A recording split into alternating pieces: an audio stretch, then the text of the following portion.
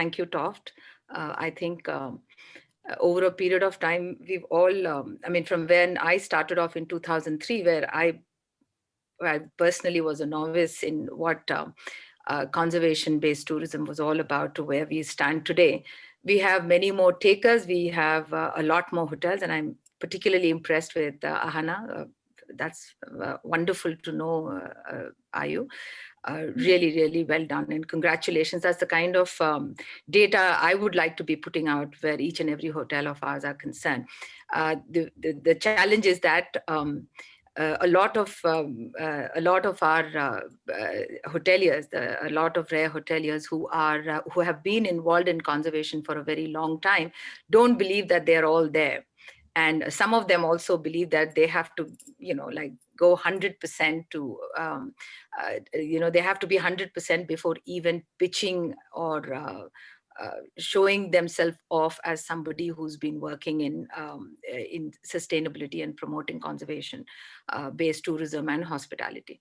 But my point is that conservation based tourism and hospitality is not only about showcasing what you are doing in your respective destinations and hotels and hospitality projects. It is also about, and more often it is almost always about driving a change in very, very in small bits and pieces, and also encouraging others around you to follow something, to probably do it better than you have already done. I read somewhere recently, and this is something which I really love, that we don't really want 7 billion people doing sustainability perfectly. We don't want 100 people doing sustainability perfectly. We should have 7 billion people across the earth, 7+ billion people across the earth doing it imperfectly. I think that's the kind of aim that we believe we should be achieving.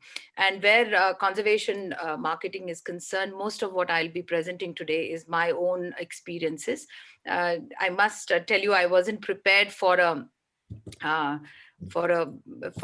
converted and the experts. I was actually, my presentation is usually very, very simple. I'm talking to people who are coming into this field or are willing to learn or change something that they do. So if I'm, saying something controversial, I request to be excused. I'm going to share my screen.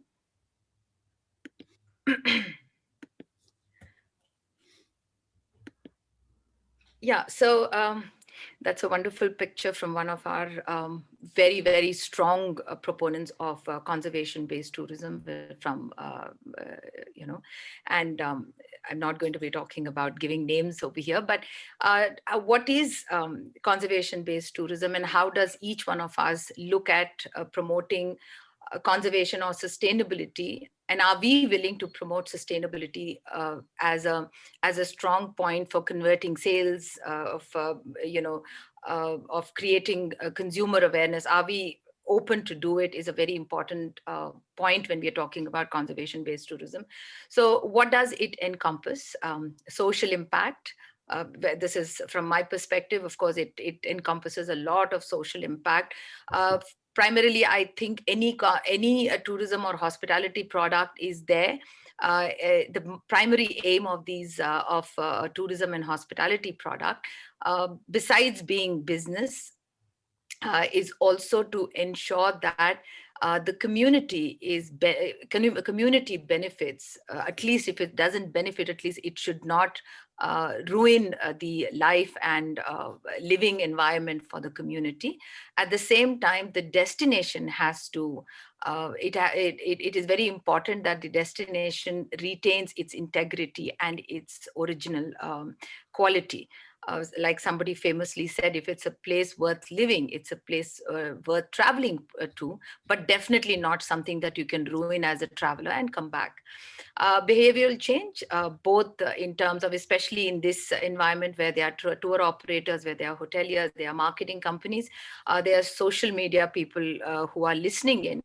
I think one of the key things about conservation-based tourism is also about driving behavioral change.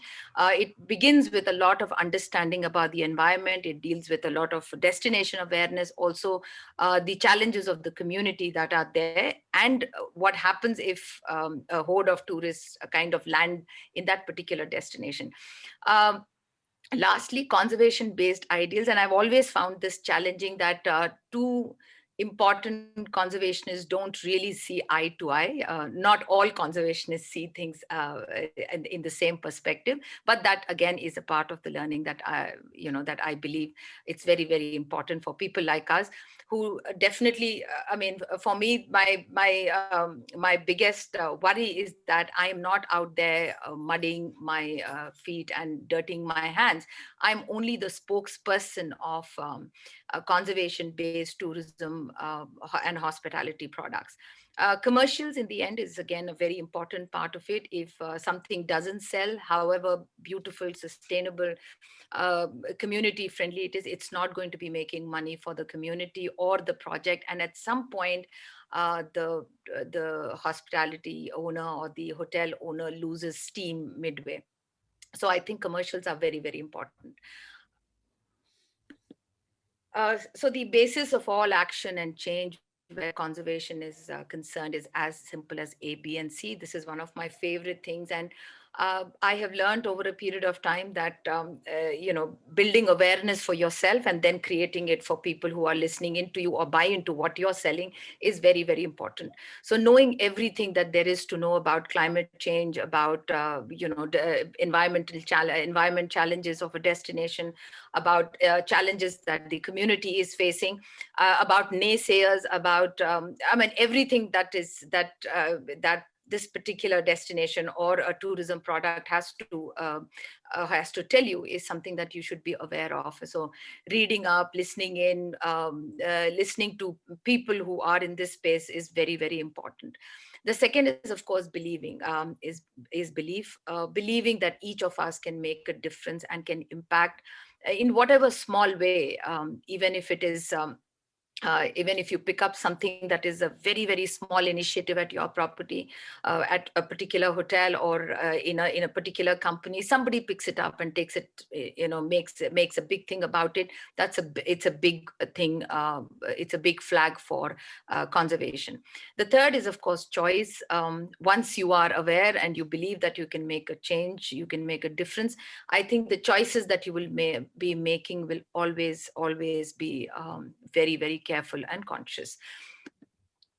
Uh, for each of us, conservation means a lot of things. We've been toying with different aspects where conservation was concerned, and at Rare we actually coded it into these 9 little infographics, covering a lot from heritage conservation to cultural conservation to intangible cultural heritage, community engagement.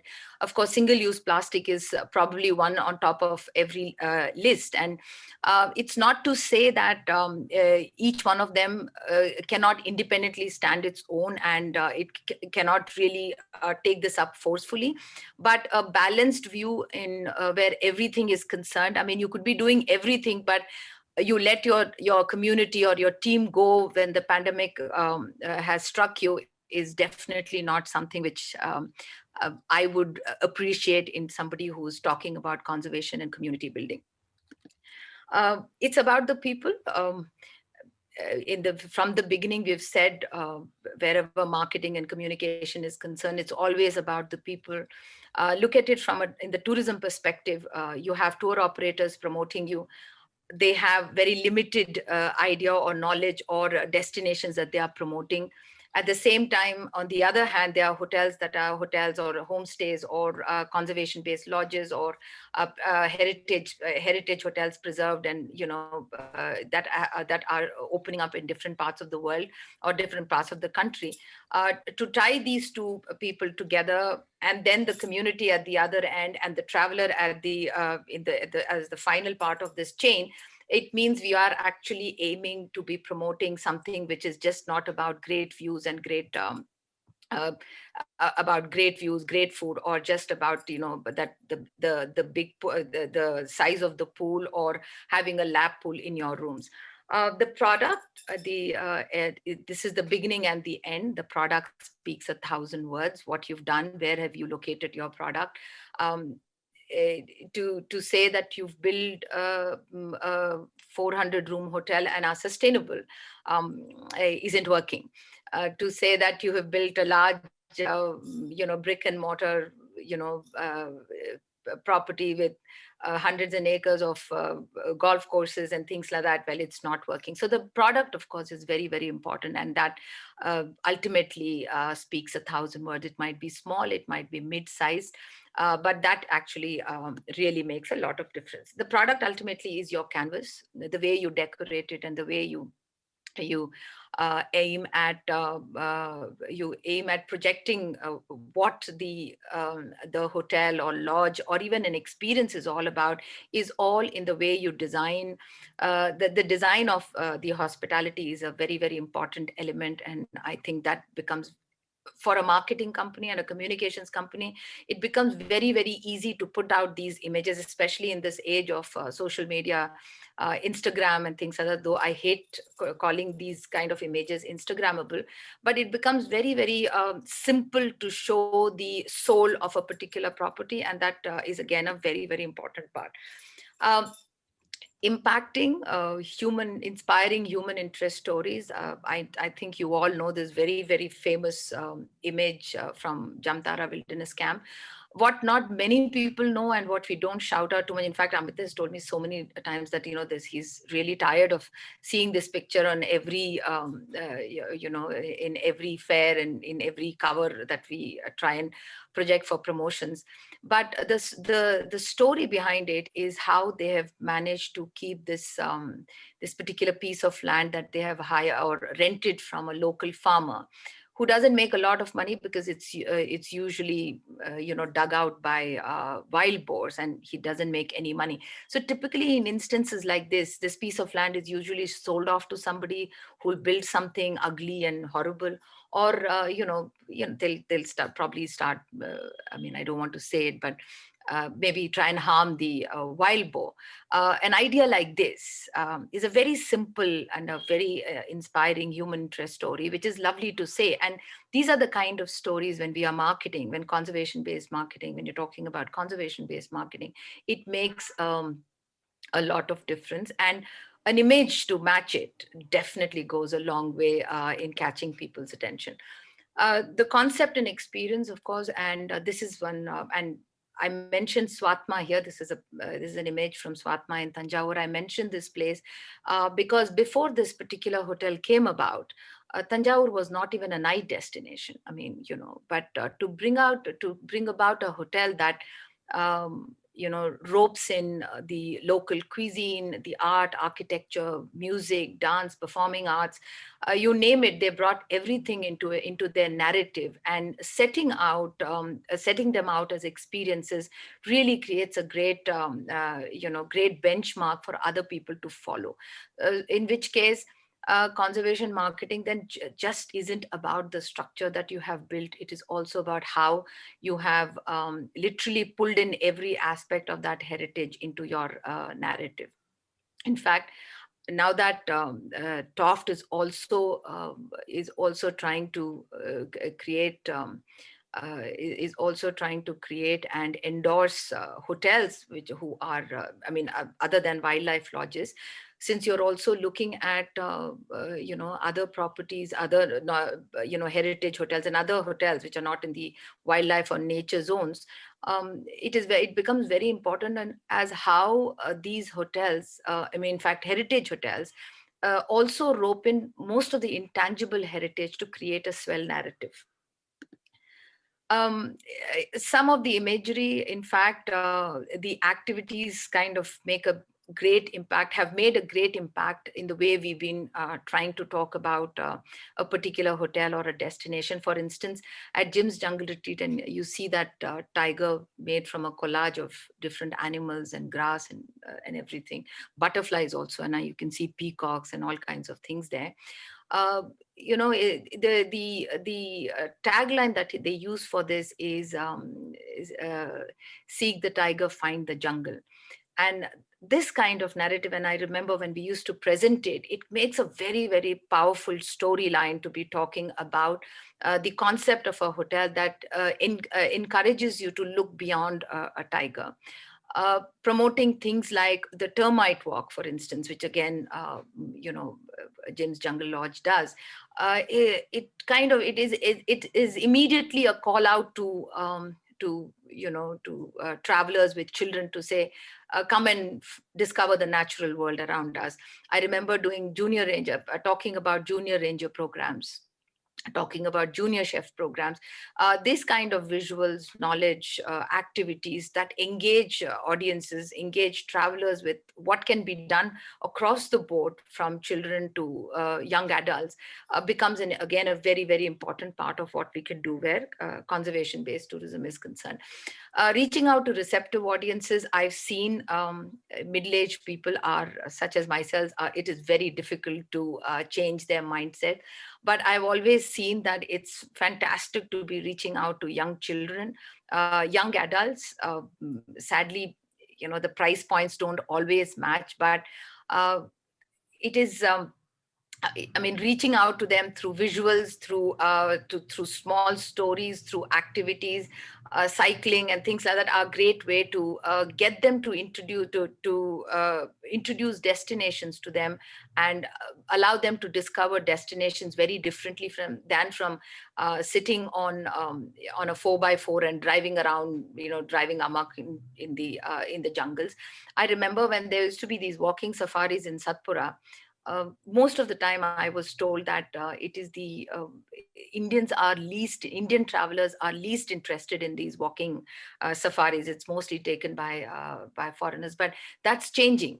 That's changing also because a lot of young people are going, and the way we've started to tell our narratives, I mean, the way we started to narrate these experiences have become very different. For instance, I was at Satpura last year, and we were a bunch of 50 plus ladies and gents, and Pradeep Kishan was taking us around with his book, trying to get us to identify trees.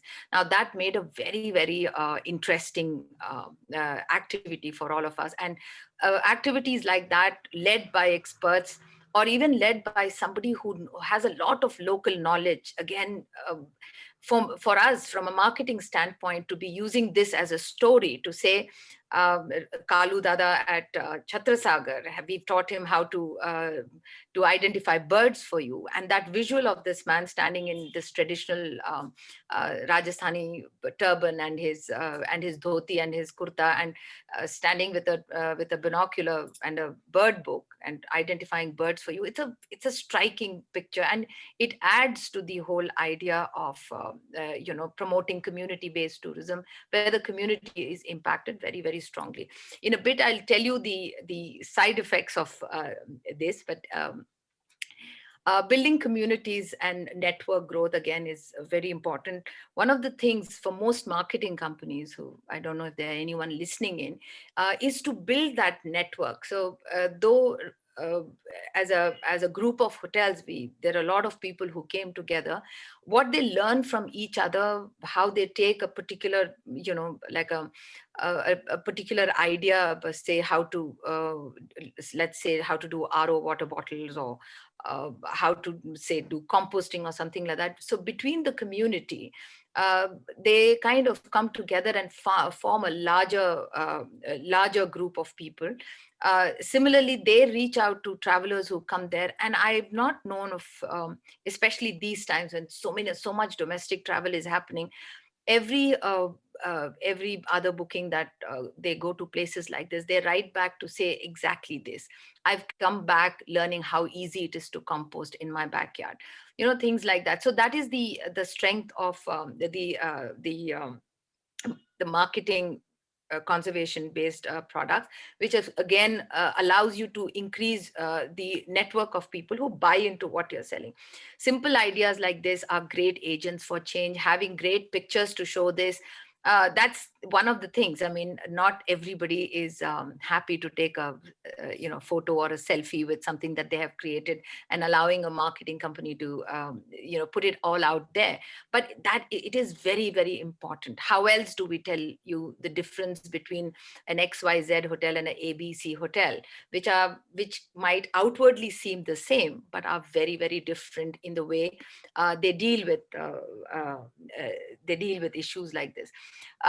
creating visual messaging is again very important, and we at Rare, we've been using every opportunity in the book, every day that is to be celebrated, trying to get the word out there about, I mean, even dipping into our traditional knowledge about elephants and things like that. Whenever there is a there is a message to be created, we dip into everything that is there. I mean, traditional knowledge, some happy story, some sad story, or everything, just to create awareness about issues like this, which kind of feed into the whole idea of conservation based tourism.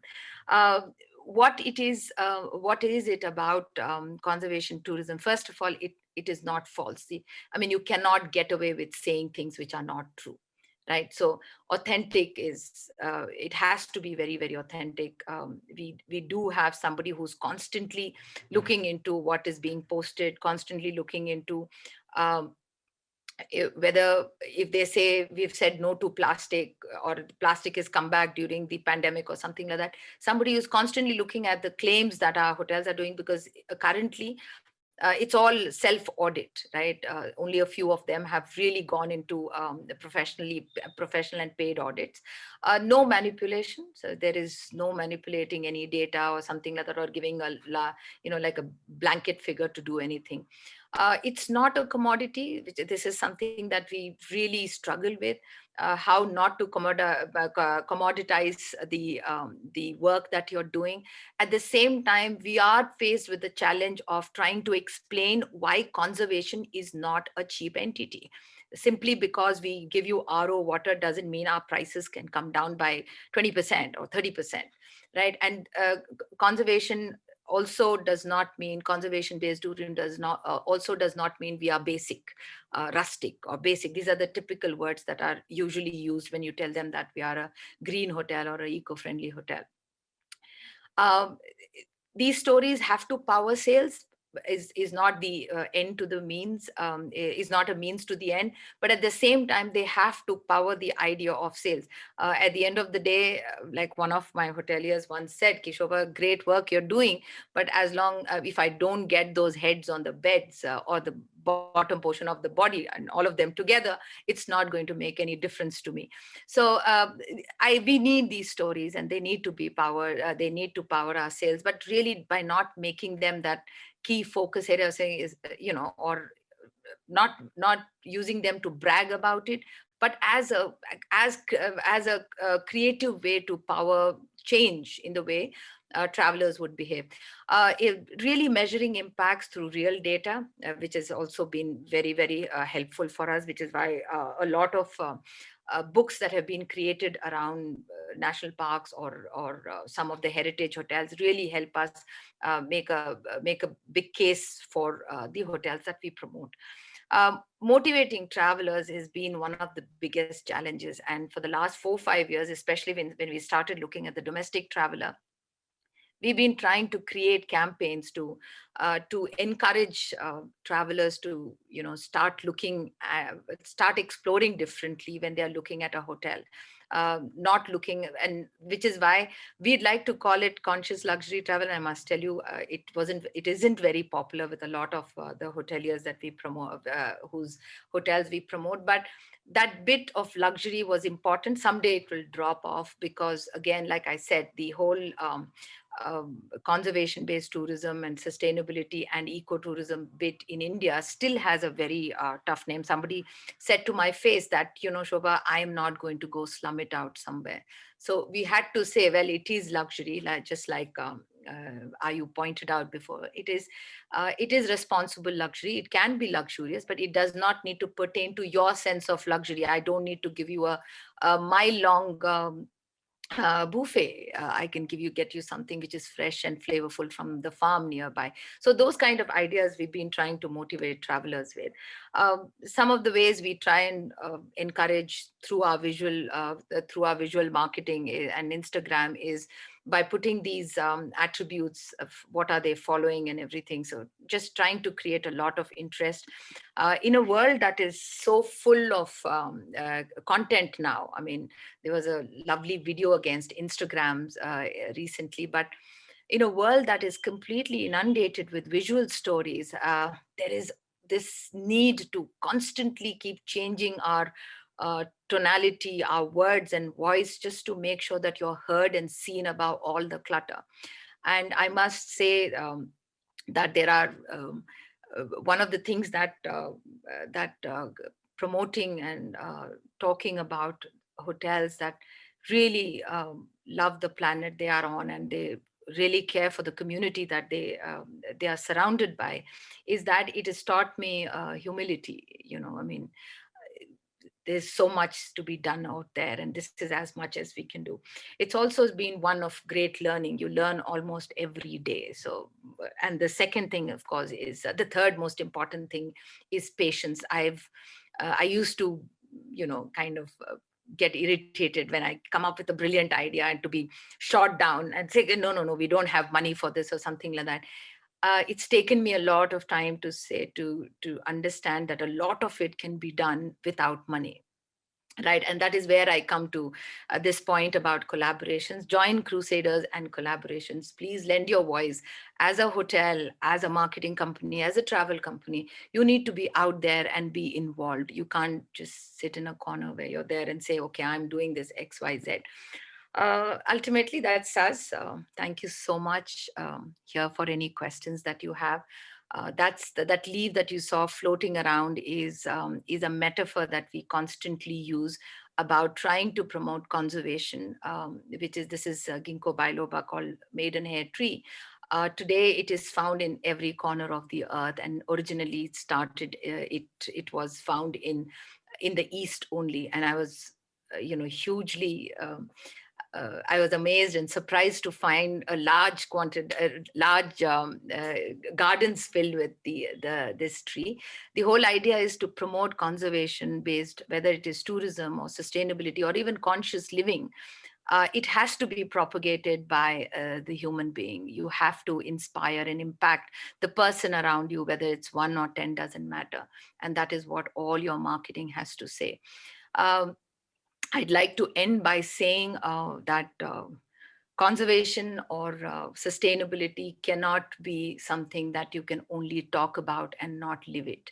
At some point in time, it rubs off on you and it starts to impact your life and the way you live. Thank you. Thanks so much for listening in.